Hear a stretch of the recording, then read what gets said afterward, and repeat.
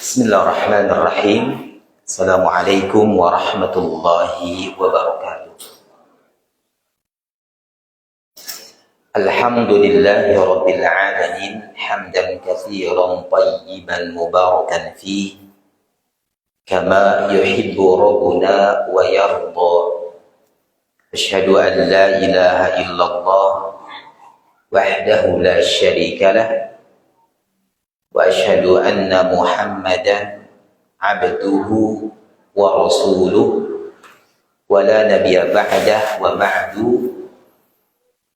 Ibu dan bapak jamaah salat subuh rahimani wa rahimakumullah. Bersyukur kita kepada Allah Subhanahu wa ta'ala atas limpahan karunia yang kalau kita mencoba untuk menghitungnya dipastikan tak mampu untuk menghitung. Dengan berbagai karunia tersebut,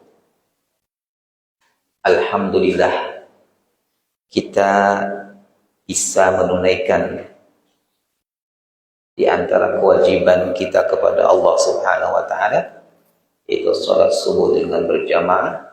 Mudah-mudahan ketaatan kita, amal soleh kita yang sudah kita lakukan diterima oleh Allah Subhanahu wa ta'ala dan berbuah pahala. Kekurangannya, kelalaiannya dimaafkan oleh Allah Subhanahu wa ta'ala.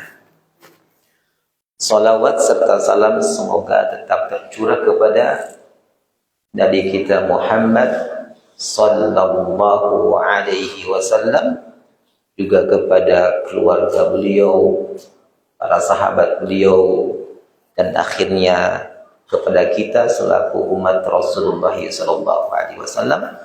Harapan kita adalah kita senantiasa istiqamah di atas Islam, istiqamah mengikuti petunjuk sunnah-sunnah Rasulullah sallallahu alaihi wasallam sehingga kita meninggalkan dunia ini. Saya ingin mengawali pertemuan kita ini dengan menunjukkan kepada kita semua bahwa agama kita ini, Islam, adalah agama yang sempurna. Dari mana kita melihat bahwa Islam itu adalah agama yang sempurna? Banyak sekali. Maka di antaranya adalah kesempurnaan agama kita, kesempurnaan Islam itu di antaranya dibuktikan dengan agama kita memerintahkan bagi kita yang mampu untuk menikah. Perintah Islam, Bapak dan Ibu yang saya muliakan, perintah agama kita agar kita menikah, itu sebagai tanda atau bukti bahwa agama kita adalah agama yang sempurna. Banyak tempat di dalam Al-Quranul Karim yang menganjurkan kepada kita agar kita melaksanakan syariat yang mulia ini. Semisal dalam surah Ar-Ra'd, surah yang ke-13 ya. Ayat yang ke-38, Allah Rabbuna berfirman, wa laqad arsalna rusulan min qablika wa ja'alna lakum azwajan wa dhurriyyah. Allah Subhanahu wa ta'ala menyebutkan di sini, dan sesungguhnya kami telah mengutus beberapa rasul sebelummu. Maka bagaimana keadaan Rasul sebelum Nabi kita Muhammad sallallahu alaihi wasallam? Para nabi dan para rasul sebelum kita, nabi dan rasul yang diutus kepada umat-umat sebelum kita, bagaimana keadaan mereka? Maka keadaan mereka disebutkan oleh Allah Subhanahu wa taala, wa ja'alna lahum azwajan wa dzurriyyah. Kami memberikan kepada mereka istri-istri dan keturunan. Jadi para nabi, para rasul sebelum nabi kita Muhammad sallallahu alaihi wasallam melaksanakan syariat ini. Mereka menikah, mereka beristri, mereka memiliki keturunan. Bahkan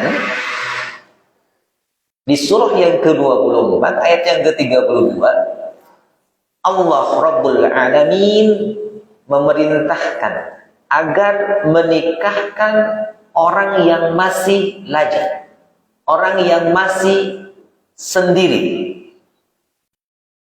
dan orang-orang yang layak untuk menikah dari budak-budak. Allah berfirman, wa ankihul ayyama minkum, dan nikahkanlah orang-orang yang sendirian di antara kalian.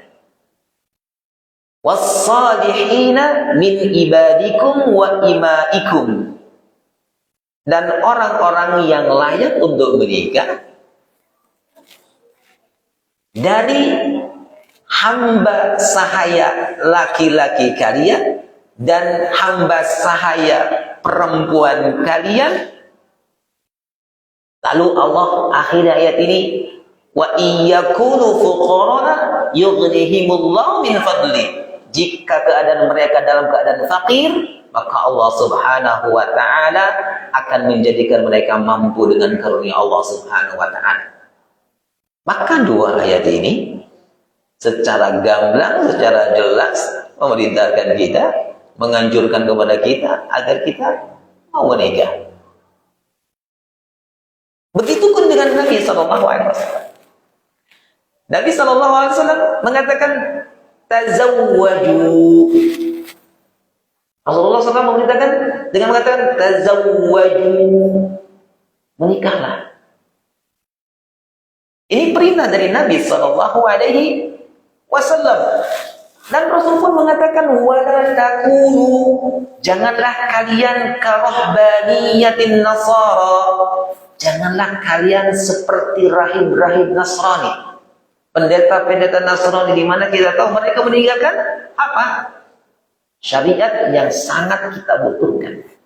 Syariat yang sangat kita butuhkan. Bahkan Rasulullah menjelaskan, dengan menikah berarti kita sudah melaksanakan setengah atau sebagian agama kita.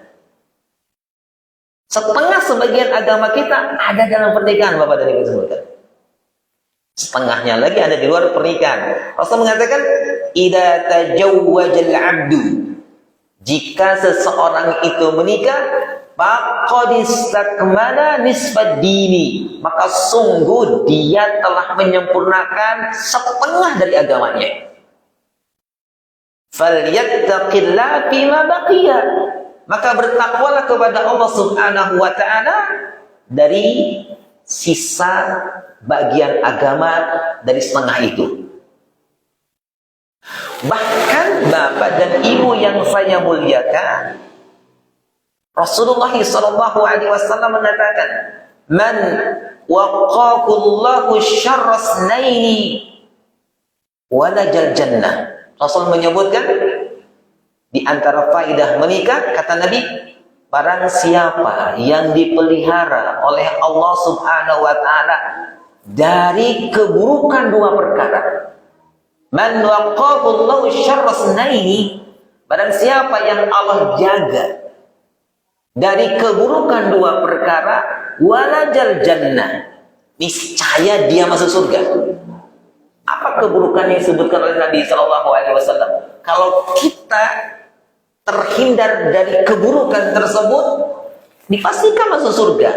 Rasul mengatakan, ma baina lahyaihi, keburukan yang ditimbulkan dari sesuatu yang berada di antara kedua tulang dagunya.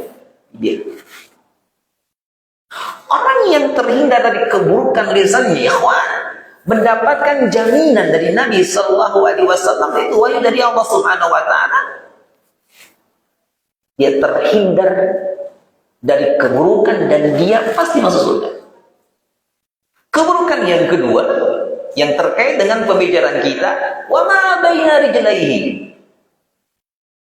keburukan yang timbul dari sesuatu yang berada di antara dua kakinya, kemaluannya, farjnya. Dua ini, Bapak dan Ibu yang saya muliakan, menimbulkan keburukan bagi manusia, dan banyak manusia yang celaka dengan dua hal ini. Manusia banyak celaka dengan lisannya, gara-gara lisannya dia tidak bisa mengekang lisannya, dan juga manusia banyak yang terjerumus ke dalam nerakanya Allah Subhanahu Wa Taala karena tidak terjaga dari keburukan kemaluannya. Maka kesempurnaan agama kita, ikhwan, Bapak dan Ibu yang saya muliakan, dapat kita lihat dari apa? Dari syariat menikah. Dari syariat menikah. Ya. Setelah kita berumah tangga, maka kita membawa satu misi, memiliki keinginan, cita-cita. Rumah tangga kita menjadi sebuah rumah tangga yang di dalamnya ada ketenangan, yang bisa mensupport ketenangan berumah tangga kita. Di antaranya adalah cinta dan kasih sayang suami dan istri. Cinta dan kasih sayang suami istri. Ya. Suami istri.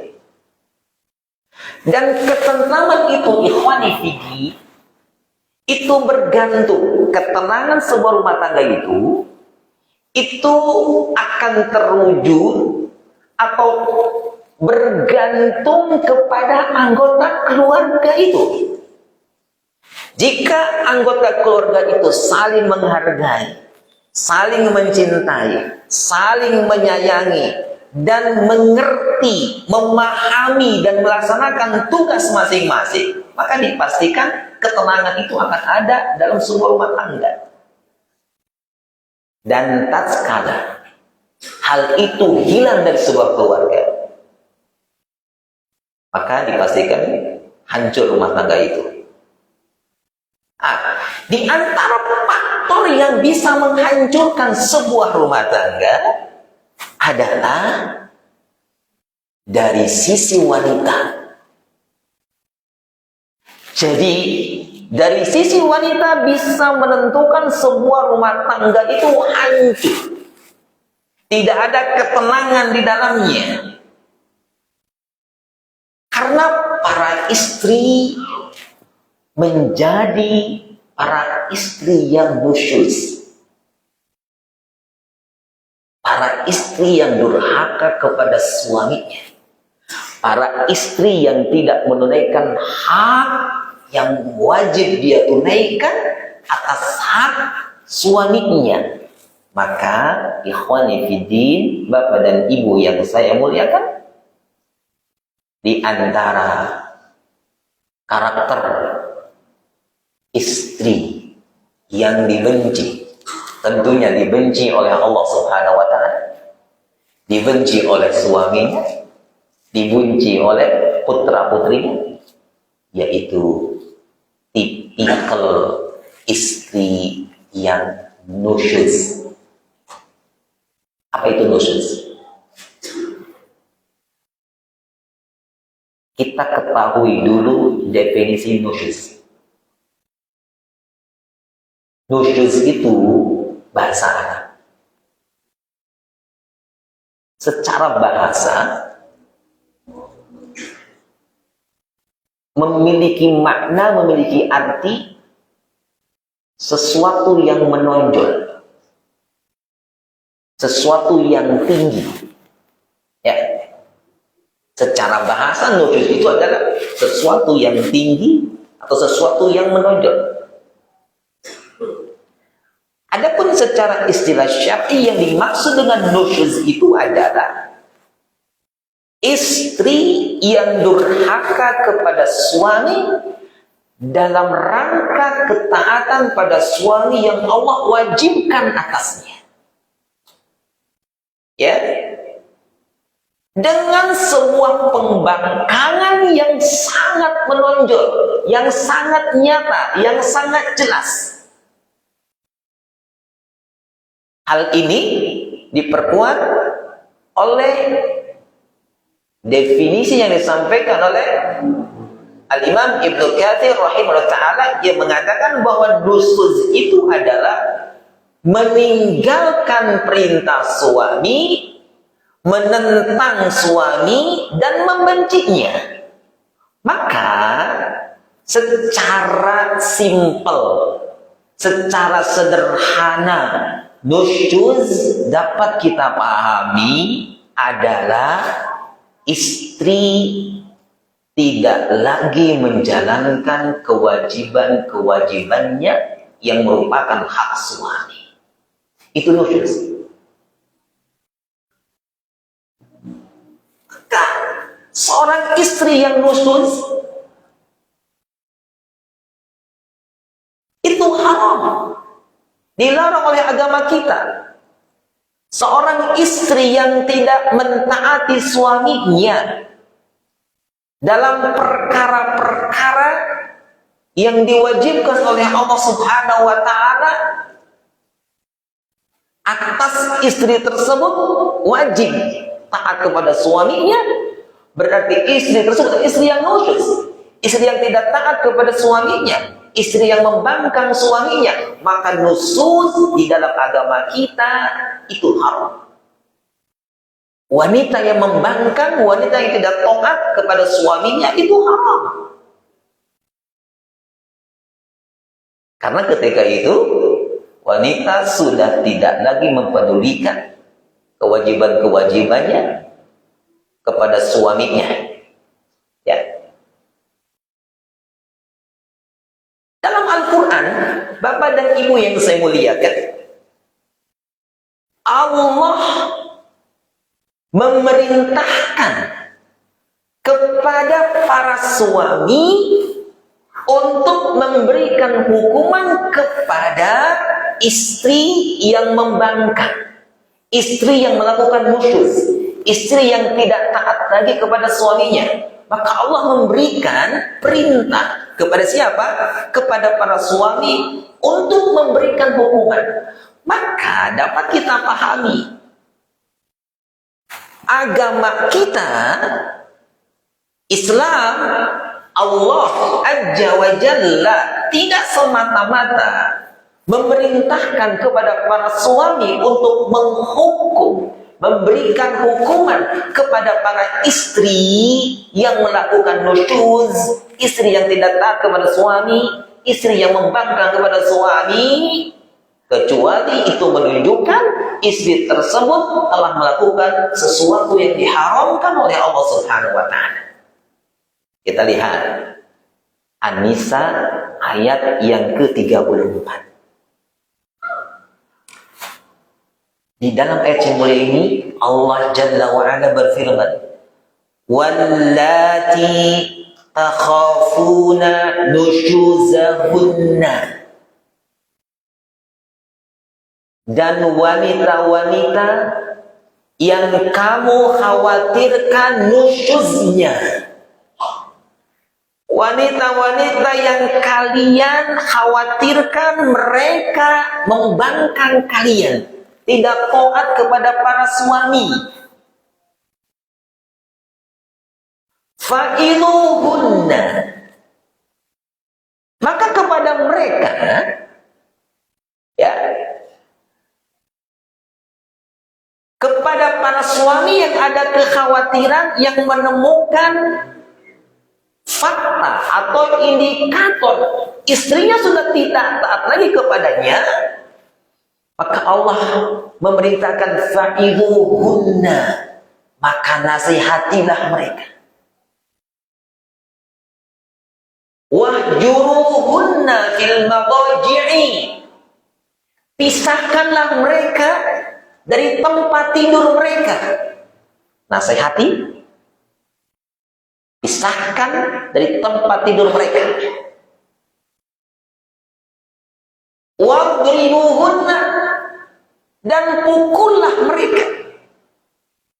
Fa in ata'nakum fala tabghu alaihinna sabila, dan jika mereka mentaati kalian, maka kalian jangan mencari-cari jalan yang bisa menyusahkan mereka. Innallaha kana aliman kabira, aliyan kabira, innallaha kana aliyan kabira, sesungguhnya Allah maha tinggi lagi maha besar. Dalam ayat yang mulia ini, Bapak, Allah memerintahkan kepada bapak-bapak, kepada para suami yang menjumpai, yang mendapatkan para istrinya itu menentang kepada bapak, kepada suami, untuk melakukan apa? Untuk memberikan hukuman kepada mereka. Hukumannya yang pertama, nasihati dengan Al-Quran dan dengan Sunnah. Tidak mempan juga, tinggalkan mereka dari tempat tidurnya dengan tidur bareng. Ya, kalau tidak mempan juga, pukullah mereka. Jadi tidak semata-mata Allah Subhanahu wa taala memerintahkan pada para suami untuk memberikan hukuman kepada para istri yang melakukan nusyuz, yang tidak taat kepada para suaminya, kecuali itu menunjukkan bahwa istri tersebut telah melakukan sesuatu yang diharamkan oleh Allah Subhanahu wa taala. Ibu, sungguh besar hak suami yang wajib ibu tunaikan, dan ini menjadi kewajiban ibu. Dalam satu hadis ini diriwayatkan oleh sahabat Abu Hurairah radhiyallahu anhu dari Nabi sallallahu alaihi wasallam. Rasul mengatakan, dengarkan ibu-ibu, Rasul mengatakan, "Lau kuntu amiran ahadan." Kata Rasulullah SAW, jikalau aku boleh memerintahkan kepada seseorang untuk sujud kepada orang lain, lau kuntu amiran ahadan an yasjuda li ahadin, andai aku diperintahkan untuk memerintah kepada seseorang untuk sujud kepada orang lain,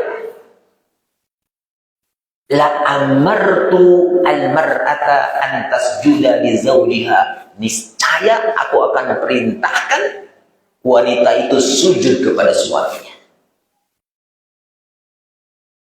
Hadis ini diriwayatkan oleh Imam At-Tirmidzi, dan Syekh Albani mengomentari hadis ini, memandang hadis ini adalah hadis hasan sahih.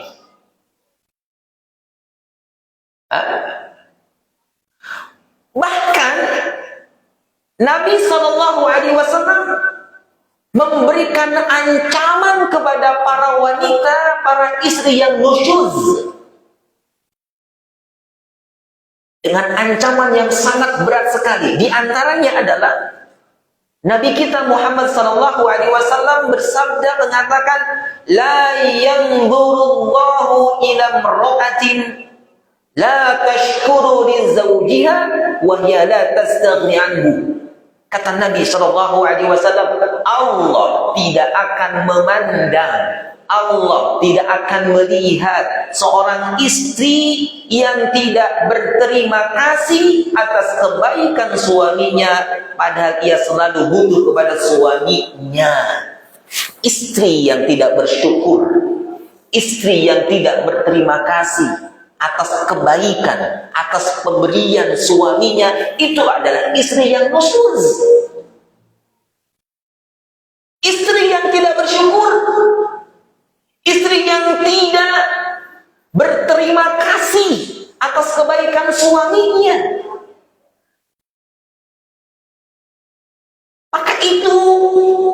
adalah istri yang nusyuz.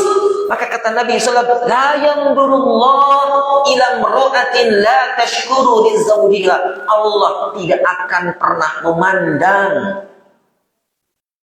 kepada wanita yang tidak bersyukur kepada suaminya. Di luar para suami itu banting tulang. Cari apa? Cari uang. Dibawa ke rumah, diberikan kepada istrinya. Lalu istrinya tidak berterima kasih. Lalu istrinya membanding-bandingkan income suaminya dengan suami yang lainnya. Dia menganggap itu adalah kecil. Bahkan Bapak dan Ibu yang saya muliakan, ada tipikal istri yang nusyuz itu apa? Ketika suaminya banyak memberikan kebaikan kepadanya, lalu satu hari, satu waktu, suami tersebut melakukan kesalahan, maka hilang tuh kebaikan yang begitu banyak. Lantaran apa? Lantaran kesalahan, padahal kesalahannya itu sedikit sekali. Bahkan itu bukan sebuah kesalahan. Ada seorang suami yang memberikan begitu banyak kebaikan kepada istrinya. Rumahnya dibuatkan, bahkan dibuat indah, nyaman, besar, bagus. Alat rumah tangganya dibikin nyaman karena kecintaan kepada istrinya. Tamannya ada, kolam renangnya ada, berbagai fasilitas yang bisa membuat istrinya senang berada di rumah itu ada. Setiap bulannya diberikan nafkah yang cukup. Lalu satu hari istri tersebut menjumpai suaminya nikah lagi. Nikah salah bukan? Tidak salah. Hilang itu kebaikan yang begitu banyak. Hanya sebab ini, padahal itu bukan kesalahan.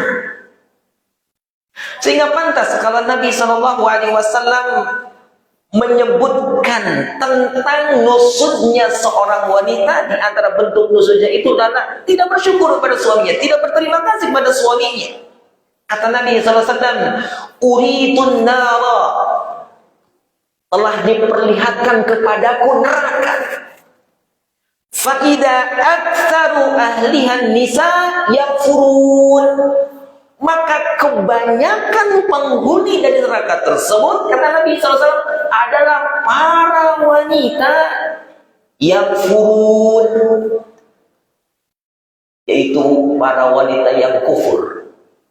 Mendengar ini, para sahabat melemparkan pertanyaan kepada Rasulullah. Qila, dikatakan kepada Rasulullah, ayat furuna billah, wahai Rasulullah, apakah para wanita itu masuk nerakanya itu lantaran mereka kufur kepada Allah? Apa kata Rasul? Qala, Rasul mengatakan, yakfuruna al-ashira wa yakfuruna al-ihsana. Tidak. Mereka tidak kufur kepada Allah, tetapi mereka para wanita tersebut kufur, tidak bersyukur, tidak berterima kasih dengan kebaikan-kebaikan suaminya. Lalu Rasul mengatakan, lau ahsanta ila ihdahunna dahra, jika engkau melakukan kebaikan selama 1 tahun, jika engkau memberikan kebaikan kepada para istri, kepada wanita selama 1 tahun, summa ra'as minka syai'an, lalu dia wanita melihat ada satu keburukan, ada satu kejelekan yang kau lakukan. Qalat, maka wanita itu mengatakan, ma ra'aitu minka khairan qat, aku tidak melihat ada kebaikan pada dirimu. Ini tipikal wanita nusyuz dari sisi apa? Tidak bersyukur kepada suaminya, tidak berterima kasih atas kebaikan suaminya. Maka ini menyebabkan para wanita banyak terjatuh ke dalam neraka. Dan dikatakan Nabi SAW, diperlihatkan kepada neraka, dan ternyata penghuni neraka itu kebanyakannya wanita. Di antara penyebab wanita tersungkur ke dalam neraka karena tidak berterima kasih kepada suaminya. tidak berterima kasih, tidak bersyukur atas pemberian, atas kebaikan suaminya.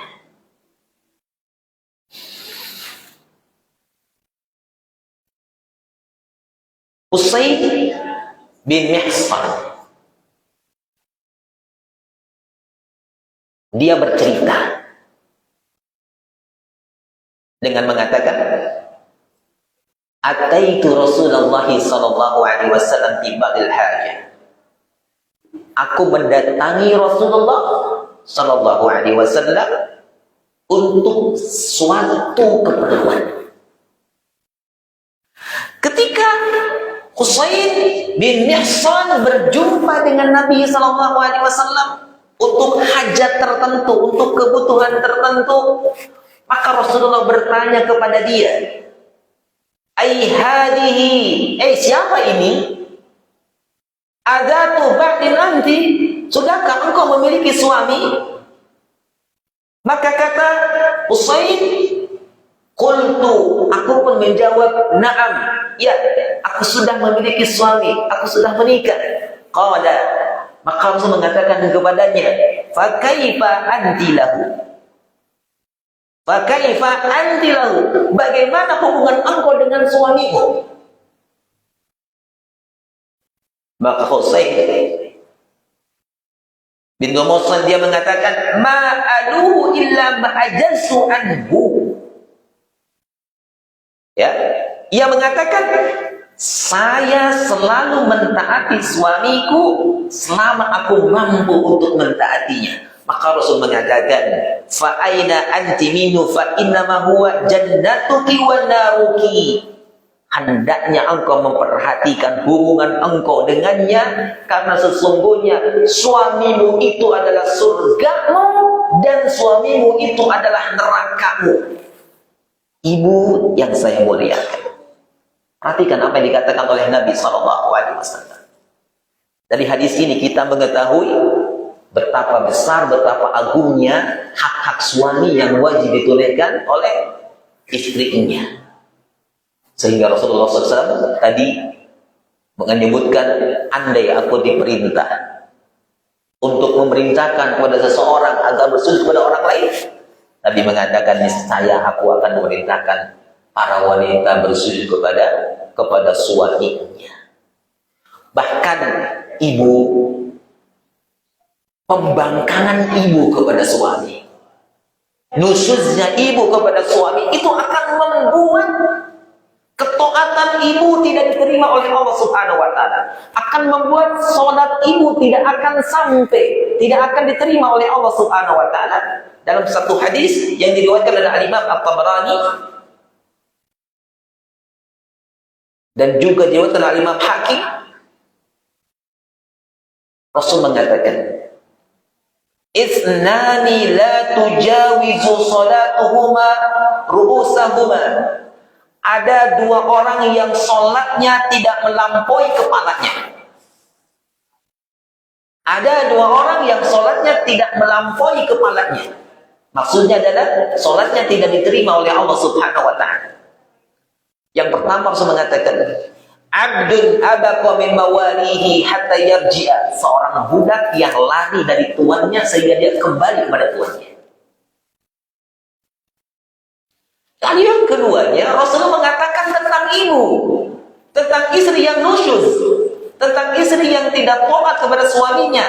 Kata Rasulullah SAW, dua tipe manusia yang sholatnya tidak melewati kepalanya, artinya tidak diterima oleh Allah Subhanahu wa ta'ala. Yang keduanya Rasul mengatakan, wamra'atul asad zawjaha hatta tarji'a, dan seorang wanita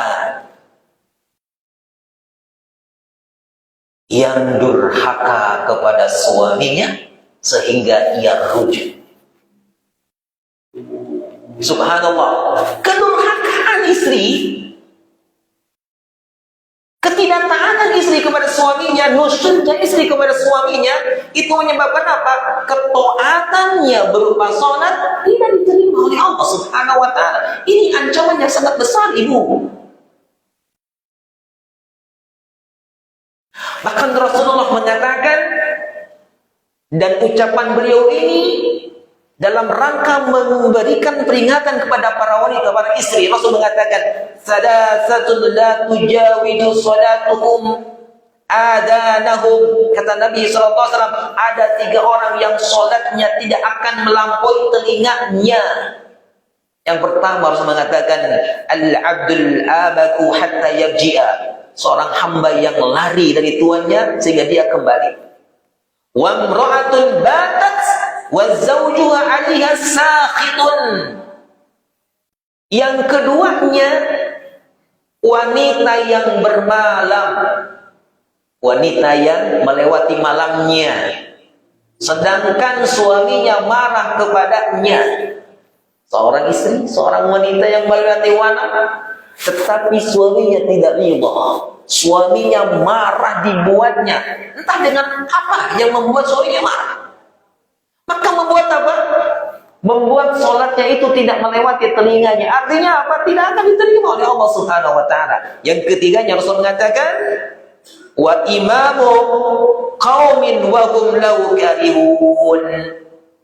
Seorang imam, ya, seorang pemimpin sebuah kaum, sedangkan kaumnya itu membenci kepada pemimpinnya tersebut. Yang perlu digarisbawahi oleh ibu sekalian adalah ketidakridhaan seorang suami karena ketidaktaatan ibu kepada suami. Itu membuat apa? Ketaatan ibu berupa sholat tidak akan sampai kepada Allah Subhanahu wa Ta'ala. Dan ini menunjukkan betapa besar dosa atas pembangkangan seorang istri kepada suami.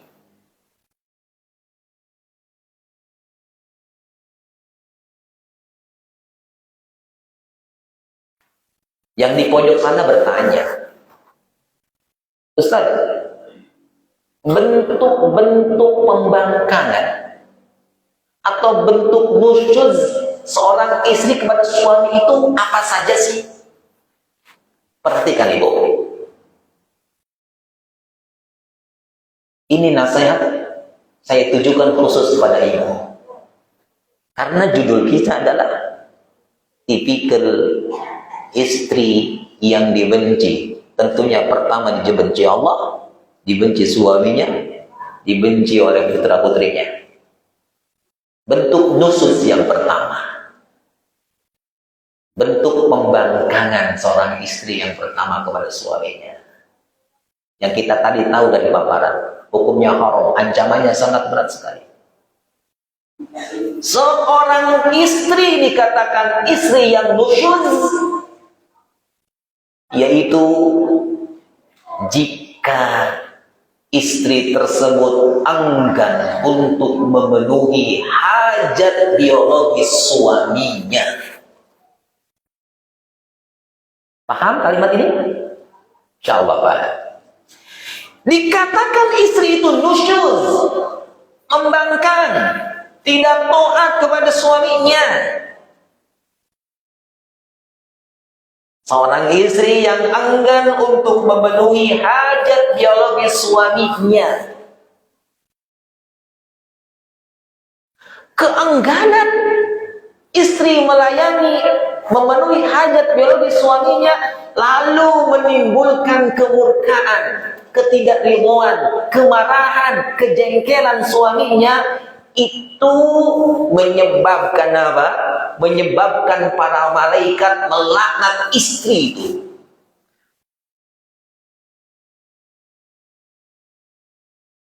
Melaknat istri tersebut. Para malaikat mendoakan agar wanita seperti itu yang tidak mau melayani, memenuhi hajat biologis suaminya, didoakan oleh para malaikat. Laknat malaikat artinya adalah para malaikat mendoakan agar wanita seperti itu dijauhkan dari kebaikan dunia dan kebaikan akhirat. Nabi mengatakan dalam satu hadis ini diriwayatkan oleh Imam Bukhari dan Imam Muslim dari sahabat Abu Hurairah radhiyallahu anhu, Rasul mengatakan, "Idza da'a ar-rajulu imra'atahu ila firashihi." Jika seorang suami mengajak istrinya ke firasnya, ke kasurnya, halus. Artinya apa? Mengajak hubungan suami istri. Fa'abas fabata ghadban 'alaiha la'natsa al-malaikatu hatta tusbiha. Lalu istri tersebut enggan untuk mendatangi firash tersebut, enggan untuk melayani suaminya itu. Lalu suaminya bermalam dalam keadaan marah kepadanya. Malaikat melaknat istri itu sampai masuk waktu subuh. Malaikat terus berdoa kepada Allah Subhanahu wa taala agar wanita itu dijauhkan dari kebaikan, baik kebaikan dunia maupun akhirat. Jadi cukup dikatakan seorang wanita itu nusyuz kalau tidak mau melayani suaminya dalam hal kebutuhan biologisnya. Jadi ketika suami membutuhkan pelayanan biologis dari istrinya, maka itu jangan membantah. Ya, jangan. Sekalipun capek, sekalipun sibuk, sekalipun banyak urusan, Rasulullah SAW bersumpah dengan menyebut nama Allah, dengan mengatakan, "Walladzi nafsu Muhammadin biyadihi." Dan demi zat yang jiwa Muhammad berada pada genggaman tangannya, la tu'addil mar'atu haqqa rabbiha hatta tu'addi haqqa zawjiha. Seorang wanita itu tidak dianggap menunaikan hak Allah Subhanahu wa taala sehingga dia menunaikan hak suaminya. Rasul mengatakan, walau sa'ala nafsa wa hiya ala qatadin lam tamna'hu. Jika suami itu mengajak istrinya untuk memenuhi hajat biologisnya, sekalipun istri sedang sibuk, sekalipun istri sedang lelah, sekalipun istri banyak urusan, kata Nabi SAW, janganlah ia mencegahnya. Ya, janganlah ia menolaknya, janganlah ia menentangnya.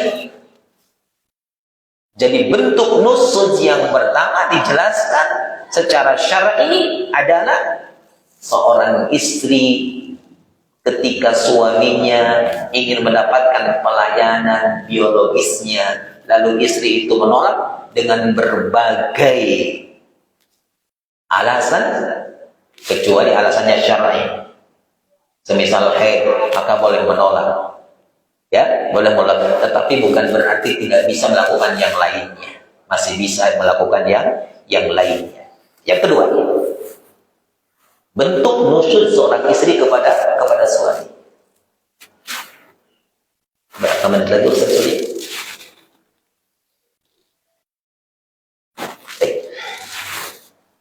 Bentuk nusyuz seorang istri kepada suami yang kedua. Tadi sudah disinggung, tidak bersyukur kepada suami. Ibu, kalau ibu merasakan kebaikan suami kepada itu begitu banyak, begitu wafir, kebaikan itu bisa ibu rasakan dengan apa? Nafkah keluarga. Kebaikan itu bisa berupa penjagaan suami ibu atas putra-putri ibu. Kebaikan itu bisa berupa suami memberikan ketenangan kepada ibu. Suami memberikan ketentraman kepada rumah tangga. Dan kebaikan-kebaikan yang lainnya. Maka oleh karena itu, kewajiban seorang istri itu adalah bersyukur, berterima kasih kepada suami yang telah begitu memberikan kebaikan-kebaikan. Maka tidak bersyukurnya seorang istri kepada suaminya itu akan menyebabkan kemurkaan Allah Subhanahu wa taala istri tersebut. Rasulullah SAW mengatakan, la yanzurullah ila imra'atin la tashkuru li zawjiha. Allah tidak akan memandang. Artinya apa? Allah itu murka. Allah itu benci. Allah tidak akan memandang. Allah murka, Allah benci. Kepada siapa? Kepada istri yang tidak bersyukur kepada suaminya. Bahkan Rasulullah SAW menjelaskan bahwa sikap istri yang tidak bersyukur kepada suami itu merupakan sebab banyaknya wanita masuk ke dalam neraka. Ya, tadi hadisnya sudah disebutkan. Uridun nar faida aktsaru ahliya an-nisa. Diperlihatkan kepadaku neraka dan banyak penduduk neraka tersebut adalah paling banyak penduduknya adalah para wanita. Di antara sebabnya adalah wanita itu kufur, tidak bersyukur atas hasanat kebaikan yang dia berikan kepada istrinya. Ya, yang dimaksud dengan seorang istri bersyukur atas kebaikan suami itu, ibu, tidak hanya sekedar berucap terima kasih suamiku, tidak. Tapi mantapkan syukur ibu selain lisan, mantapkan dengan apa? Mantapkan dengan perbuatan amaliyah. Ya, tidak hanya bahasa yang diperbankan, tidak hanya lidah yang mengatakan terima kasih wahai suamiku, tetapi kebaikan itu harus meresap ke dalam hati sanubarinya, yang dibuktikan dengan anggota badannya yang menunjukkan kesyukuran kepada suaminya. Oleh karena itu, istri wajib mengakui berbagai kebaikan yang diberikan oleh suaminya dengan hatinya merasakan kebaikan itu. Lalu ia tuturkan dengan berterima kasih melalui lisannya kepada suaminya dan buktikan dengan amalia dengan anggota badan yang menunjukkan syukur dia kepada, terima kasih dia kepada suami. Cukup dikatakan wanita yang nusyuz adalah jika wanita itu tidak bersyukur, tidak berterima kasih kepada suami. Bentuk nusyuz, pembangkangan yang ketiga yang dijelaskan oleh agama kita adalah cukup dikatakan ibu sebagai wanita, sebagai istri nusyuz, kalau ibu keluar dari rumah tanpa mengantongi izin dari suami ibu. Kenapa? وَقَرْنَ فِي بُيُوتِكُنَّ وَلَا تَبَرَّجْنَ تَبَرُّجَ الْجَاهِلِيَّةِ الْأُولَى وَأَقِمْنَا الصَّلَاةَ وَآتِينَا الزَّكَاةَ وَأَطِعْنَا اللَّهَ وَرَسُولَهُ إِنَّمَا يُرِيدُ اللَّهُ لِيُذْهِبَ عَنكُمُ الرِّجْسَ أَهْلَ الْبَيْتِ وَيُطَهِّرَكُمْ تَطْهِيرًا. Dan hendaklah kamu para istri Nabi tetap di rumahmu dan janganlah kamu berhias dan bertingkah laku seperti orang-orang jahiliyah yang dahulu, dan dirikanlah salat, tunaikanlah zakat, dan taatilah Allah dan Rasulnya. Sesungguhnya Allah bermaksud hendak menghilangkan dosa dari kamu, hai ahlul bait, dan membersihkan kamu rumahnya. Maka Imam Ibnu Katsir rahimahullah ta'ala mengatakan ketika beliau mengomentari, menafsirkan ayat yang mulia ini, kata beliau, ayat ini menunjukkan bahwa wanita itu tidak boleh keluar rumah kecuali ada kebutuhan. Maka Syekhul Islam Ibnu Taimiyah beliau mengatakan tidak halal, la yahillu. Tidak halal. Bagi siapa? Bagi seorang istri keluar dari rumahnya tanpa mengantongi izin suaminya. Tidak halal bagi seorang pun menjemputnya dan menahannya dari suaminya, baik dia sebagai wanita yang menyusui atau sebagai bidan atau pekerjaan lainnya, jika dia keluar dari rumah tanpa izin suaminya. Sekalipun ibu memiliki profesi di luar, maksudnya entah itu guru, entah itu bidan atau profesi yang lainnya, bekerja di sebuah perusahaan, kalau suami tidak mengizinkannya, jangan memaksa untuk bekerja. Di zaman kita sekarang itu banyak para wanita yang kekeh, yang tetap mempertahankan egonya, dibantu oleh keluarganya. Ketika seorang istri punya karir di rumah, karirnya cemerlang karena dia memiliki apa? tingkat pendidikan yang sangat tinggi. Lalu suaminya mengatakan istri tersebut, sudahlah di rumah saja, tidak usah bekerja di luar. Maka mertuanya mengatakan, nak, enak saja kamu mengatakan itu. Dulu aku menyekolahkan dia, mengeluarkan beratus-ratus juta uang. Bolehlah dia bekerja, dengan hasilnya dia bisa berterima kasih kepada aku sebagai orang tuanya. Sayang dong ijazahnya nganggur. Karena dibantu, disupport oleh ibunya, oleh ayahnya. Maka sang istri pun mengatakan, ya sayang dong aku punya potensi kalau tidak menghasilkan uang di luar. Itu keadaan istri zaman kita sekarang ini. Ketika suaminya mengatakan, sudahlah Anda di rumah, aku yang bertanggung jawab atas kebutuhan kamu. Para istri sekarang itu melawannya dengan tetap bersikukuh untuk bekerja di luar, untuk meninggalkan rumahnya, rumah suaminya. Maka cukup dikatakan sebagai wanita yang nusyuz. Kenapa? Bekerjanya, aktivitas di luarnya. Dia meninggalkan rumahnya, rumah suaminya, keluar dari rumah suaminya tanpa izin suami, maka itu cukup dikatakan sebagai wanita yang nusyuz.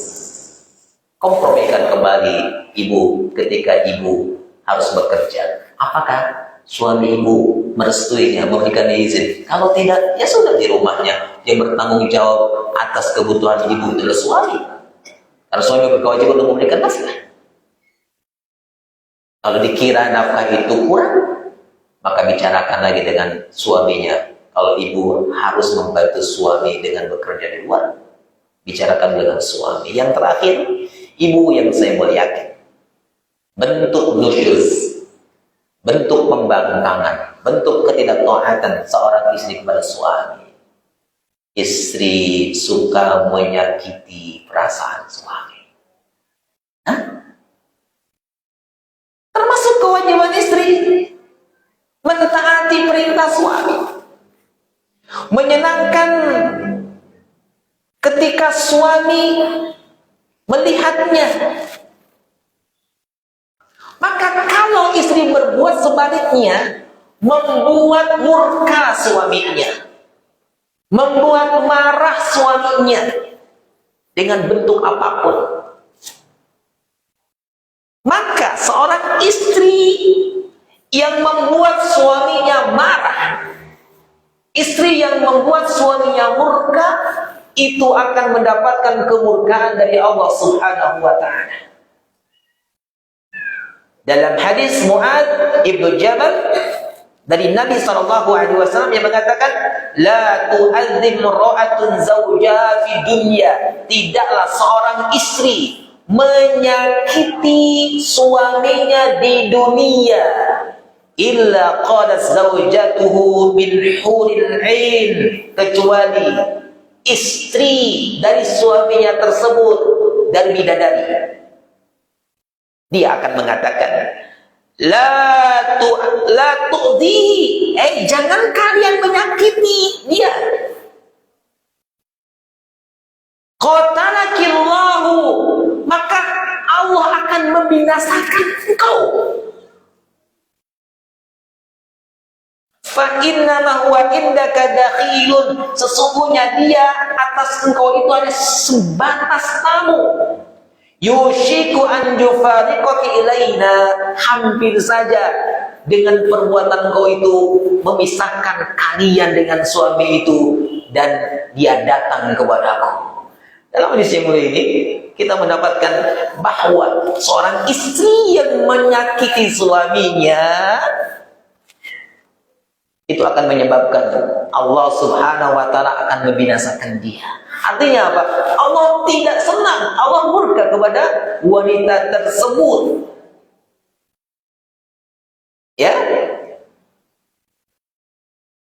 itulah bentuk pembangkangan, bentuk nusyuz yang dilakukan oleh istri.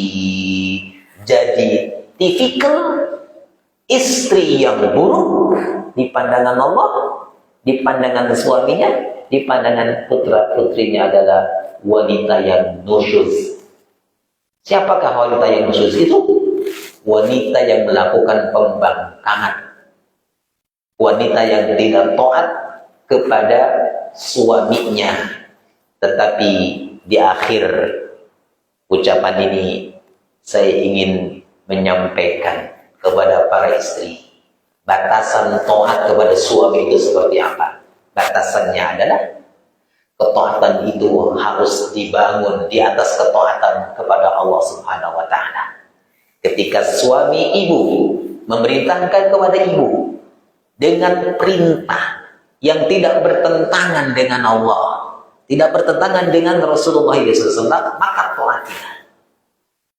Tetapi kalau suami memerintahkan sesuatu yang berbentuk berupa kemaksiatan kepada Allah Subhanahu wa taala, semisal suami tidak merestui, tidak suka ibu menutup aurat, suami tidak suka ibu mengenakan hijab yang syar'i, maka ibu ketika itu tidak wajib taat kepada suami. Kenapa?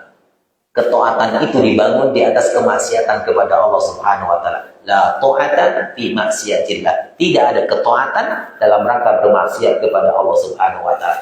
Itu batasan ketaatan kepada suami. Barakallahu fikum wa aqulu qouli hada astaghfirullah li wa lakum subhanaka wa bihamdika asyhadu an la ilaha illa anta astaghfiruka wa atubu ilaik. Wa sallallahu ala Muhammadin wa ala alihi wa ashabihi wa man tabi'ahu ila yaumiddin. Wassalamualaikum warahmatullahi wabarakatuh.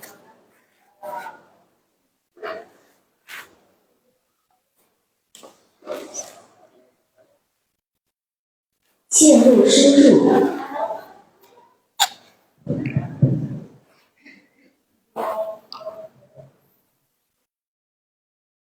Bismillahirrahmanirrahim. Assalamualaikum warahmatullahi wabarakatuh. Waalaikumsalam warahmatullahi wabarakatuh. Bagaimana Ustaz dulunya si suami itu menikah, dia hanya menunggalkan nafsunya, tidak melibatkan Allah dalam pernikahannya. Akibatnya istrinya memakan. Mohon penjelasan. Assalamualaikum warahmatullahi wabarakatuh. Akibatnya istrinya Memakan pada suami. ada satu pertanyaan, bagaimana jika seorang suami yang menikah kembali, dia melakukan ta'adud, tetapi ta'adudnya hanya dibangun di atas syahwat, tidak didukung dengan kaidah-kaidah syariah yang lain yang terkait dengan ta'adud, sehingga membuat istrinya membangkang. Maka ini tidak menjadi alasan bagi seorang istri membangkang kepada suami yang melakukan ta'adud. Misal ta'adudnya dengan sembunyi-sembunyi. Misal contoh ta'adudnya sembunyi-sembunyi. Karena tidak ada syarat atau rukun dari ta'adud itu harus mengantongi izin dari istri. Tetapi sekalipun demikian, kalau bapak mau ta'adud, bicarakan dengan istri pertamanya. Jangan mentang-mentang, kan itu bukan syaratnya, bukan rukunnya, meminta izin kepada istri pertamanya. Sekali bukan syarat, lakukan dengan cara yang ilegal, cara yang baik, cara yang bagus, sehingga akhirnya akan bagus. Kan banyak kasusnya seperti itu. Suaminya ta'adud, diam-diam, akhirnya apa? Istri pertamanya tahu. Karena melihat suami melakukan ta'adud, maka istrinya membangkang, tidak mau taat kepada suami, marah-marah terus. Setiap diperintah sesuatu yang tidak bermaksiat kepada Allah Subhanahu wa taala, menolaknya. Diajak untuk memenuhi hubungan biologisnya, menolaknya. Maka tidak selayaknya bagi para wanita yang qadarullah Allah takdirkan suaminya menikah lagi menjadi alasan dia marah-marah, membangkang kepada suaminya. Kalau istri itu melakukan itu, maka cukup dikatakan dia nusuz. Dia nusuz.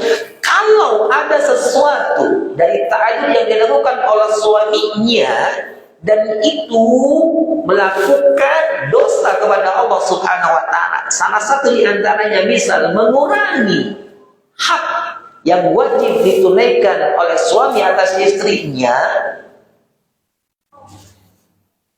maka dia tidak punya alasan untuk membangkang tidak taat kepada suaminya. Ini adalah was-was dari syaitan. Syaitan terus menggodanya, syaitan terus mengganggunya agar apa? Selalu marah kepada suaminya. Seakan-akan suami itu melakukan sebuah kemaksiatan. Dia bahkan ada wanita di zaman sekarang ini yang mengatakan, "Abang, aku lebih ridho engkau bermain di luar dengan wanita-wanita di luar daripada engkau menikah kembali." Anehnya ucapan seperti ini. Ini was-was. Ini gangguan dari syaitan. Syaitan akan terus menggoda, mengganggu para istri agar apa? Agar melakukan nusuk kepada suaminya. Salah satunya adalah selalu mencari kesalahan suaminya. Jika dia menemukan satu kesalahan, di antaranya sebenarnya bukan kesalahan, suami ta'adul lagi, suaminya menikah lagi. Dengan sebab itu, dia merasa tidak ada satupun kebaikan yang dirasakan dari suaminya. Tetap itu dikatakan wanita itu adalah wanita yang nusuz. Tetapi saya juga ingin dalam hal ini balance, adil. Bapak yang ingin melakukan syariat ini, tolong ditimang-timang lagi, dilihat-lihat lagi, jangan bersegera-segera. Jangan bersegera-segera. Kalau penghasilan Bapak tidak mencukupi, pikir kembali. Kalau ada kekhawatiran Bapak tidak bisa adil, tidak melakukan ta'adul ini, lebih baik tahan. Jangan melakukan syariat ini. Jadi dengan kata lain, kalau madarat yang ditimbulkan dari ta'adul ini lebih besar lagi dari maslahatnya, maka apa? Tinggalkan syariat ini. Tinggalkan syariat ini, itu lebih baik. Kalau madaratnya yang ditimbulkan dari bakat ta'adul itu lebih besar, lebih banyak, lebih luas lagi, ditinjau kembali, dilihat kembali. Kalau toh Bapak memiliki keinginan yang kuat, kondisikan semuanya. Sehingga apa? Sehingga tidak terjadi seperti tadi. Barakallahu fikum.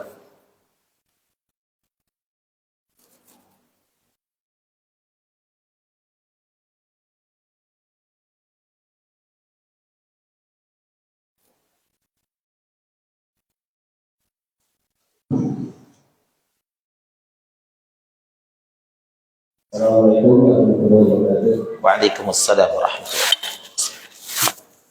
Ini akan saya tanyakan, bagaimana ada suatu keluarga ya berakibat karena ketidakharmonisan dan sebagainya menjadikan keluarga itu pecah atau cerai. Jika memang dari dua si istri yang termasuk tidak syukur atas suaminya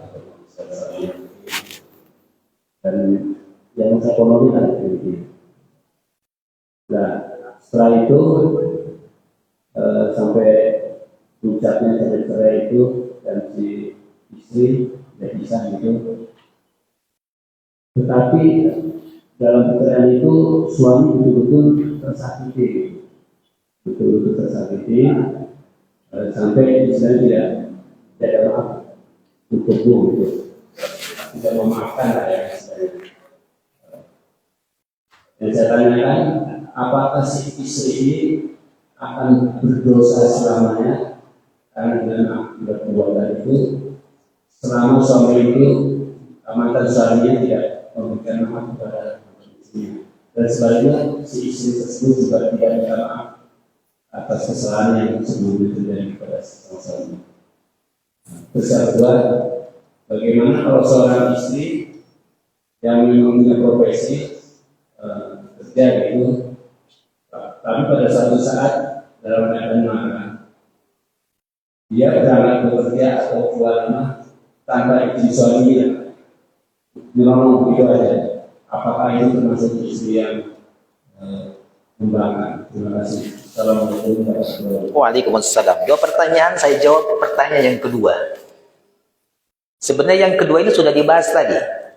tentang seorang wanita, seorang istri yang keluar dari rumah suaminya tanpa izin suaminya, sekalipun alasannya untuk kerja. Ya, sekalipun alasannya untuk kerja, maka tidak boleh. Maka yang seperti itu memaksa keluar dari rumah suaminya, maka cukup dikatakan dia adalah wanita nusyuz. Yang kedua, hubungan rumah tangga itu tidak selalu harmonis. Salah satu penyakit keharmonisan rumah tangga itu adalah istri yang membangkang suami. Di antara bentuk pembangkangan, bentuk nusyuz seorang istri kepada suami adalah menyakiti suami. Lalu suami itu marah, murka kepada istrinya, maka terjadi perceraian. Ya, maka harus bisa mengakhiri permusuhan ini. Jadi jangan terus menyimpan dendam, suami jangan terus menyimpan dendam kebencian kepada istrinya. Begitu juga sebaliknya, harus saling menghalalkan. Maksud saling menghalalkan itu saling memaafkan. Kalau terus itu berlangsung, khawatir apa yang dikatakan oleh Nabi Shallallahu Alaihi Wasallam. Ya, Rasulullah menjelaskan bahwa setiap hari Senin dan hari Kamis amalan itu ditampakkan kepada Allah Subhanahu Wa Taala. Lalu Allah mengampuni hambanya yang tidak melakukan kesyirikan kepada Allah Subhanahu Wa Taala. Hamba yang tidak melakukan kesyirikan kepada Allah Subhanahu Wa Taala, ketika amalan itu ditampakkan kepada Allah Subhanahu Wa Taala di hari dan hari Kamis, itu akan berbuah ampunan dari Allah Subhanahu Wa Taala. Lalu Rasulullah mengecualikan orang yang tidak melakukan kesyirikan kepada Allah Subhanahu Wa Taala. Ketika amalan itu ditampakkan kepada Allah di hari Senin dan hari Kamis, naik amal itu, mendapatkan ampunan dari Allah Subhanahu Wa Taala. Amalannya begitu luar biasa, ahli tauhid, muwahhid dia, tidak melakukan kesyirikan kepada Allah Subhanahu Wa Taala. Tetapi dengan sebab syahna, sebab terjadi masih ada kebencian, permusuhan di antara dua hamba tersebut, bisa termasuk mantan dengan mantan, maka Allah berfirman kepada orang yang bermusuhan tersebut, orang bermusuhan, apa diperintahkannya?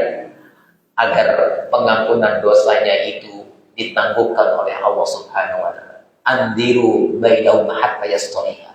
Tangguhkan pengampunan dosa untuk keduanya sehingga keduanya melakukan Islam. Akhiri, sekalipun cerai, akhiri dengan berbuat baik, perceraian yang baik. Kesalahan-kesalahan istri masa lalu diampuni. Tapi alangkah leganya, alangkah baiknya sebelum ditampu perceraian tersebut, lakukan hal-hal yang bisa memperbaiki hubungan keluarganya, hubungan rumah tangganya. Berikan nasihat. Sebagaimana dikatakan oleh Allah Subhanahu Wa Taala, "Wallati takhafuna nusyuzahunna fa'idhuhunna." Kata Allah Subhanahu Wa Taala, wanita-wanita yang kamu khawatirkan nusuz mereka, maka nasihatilah mereka. Jadi sebelum mengakhiri hubungan rumah tangga dengan perceraian, lakukan perbaikan, usaha untuk menjaga keutuhan rumah tangga. Di antaranya adalah saling memberikan nasihat, terutama suami yang memberikan nasihat kepada istrinya. Seperti itu. Allahu a'lam bishawab. Jadi intinya jangan terus-menerus dalam permusuhan. Sekalipun harus cerai, maka tempuh dengan cara yang baik, kemudian melakukan penghalalan. Ya, penghalalan. Barakallahu fikum. Cukup barangkali ya. Barangkali itu yang bisa sampaikan. Atas kekurangan mohon maaf. Kita tutup dengan kafalah majlis untuk menyempurnakan majlis kita yang mulia ini. Subhanaka bihamdika asyhadu an la ilaha illa anta astaghfiruka wa atubu ilaik. Wa sallallahu ala Muhammadin wa ala alihi wa sahbihi wa man tabi'ahu ila yaumiddin. Wassalamualaikum warahmatullahi wabarakatuh. Dan sebelum Bapak meninggalkan masjid yang kita cintai, alangkah baiknya Bapak melaksanakan minimalnya sholat 2 rakaat yang disebut dengan sholat isyraq atau sholat syuruk.